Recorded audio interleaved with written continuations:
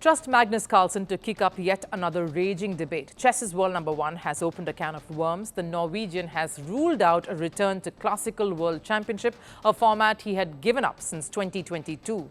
The five-time champion said he lacks motivation. And here's the kicker. He strongly feels none of the current crop can entice him to making a return. None are good enough to challenge the best. Carlsen says it's himself. Quite a bold remark, and you expect nothing less from the man who has stood up to authority constantly. A tiff that started with the Gene Gate controversy and developed into a massive row between Carlsen and FIDE. So one way to see this is Carlsen continuing his feud with the FIDE, especially when he says something like this.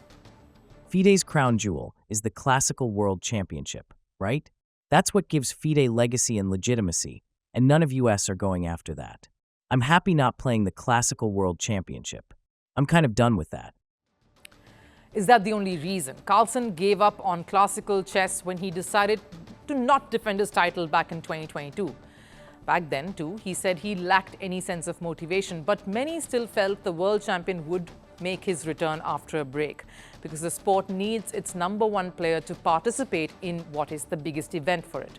Looks like the war of words with FIDE has ended that possibility, put a full stop to that ever happening. There is no tangible way of Carlsen showing that he is better than the current crop of players, apart from just verbally saying it. Carlsen says the current generation isn't at the same level as he is. But maybe that really isn't the case. In the recent few months, chess has seen a massive revival and a global reach. The primary reason has been the rise of India in the sport. This without Carlsen even participating in many of the events.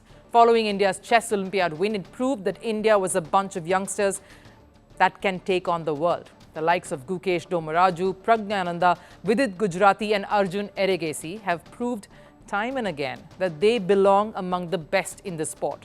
Some of these players are teenagers and yet are in the top 10. The current world champion, Gukesh, has seen a rapid rise and is currently third in the world. Arjun Erigaisi is placed fifth. Praggnanandhaa too has broken into the top 10. And Vidit Gujrati is still competing in the 24th place.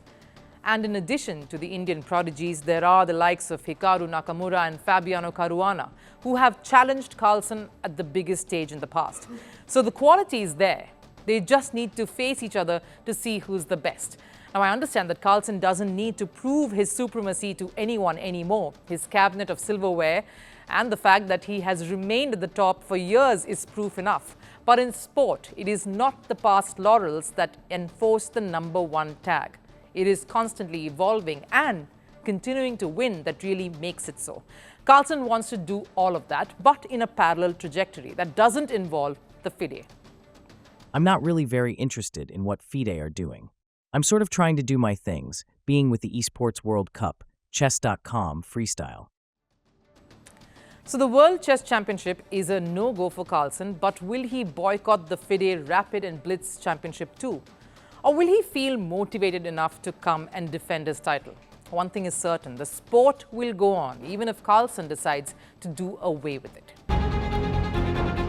Firstpost brings you the Ideas Pod at the Raisina Dialogue 2025, the largest gathering of global policymakers, thought leaders, and innovators, now on the fastest-growing international news platform.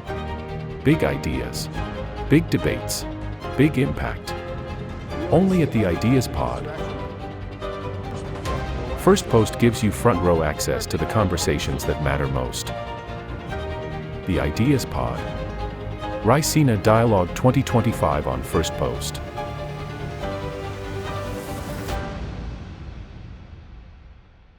Do you think that Ukraine is at its weakest position? This war is not about Ukraine. Do you believe that your president was insulted?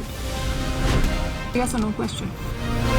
Is Ukraine prepared to pay the price for that peace? No compromises at the cost of territorial integrity and sovereignty. Diplomacy will work? Yes, Do you it think will. Russia will give up the territory if there is no ceasefire? Do you propose to keep fighting? We are ready to resist. Do you think there will be peace? Many countries gave us 3 days. President Trump said you don't have any cards. We do not have another choice. How do you keep fighting? You ask me once again the same question. Because you've not answered my question. We have enough capacities to keep fighting.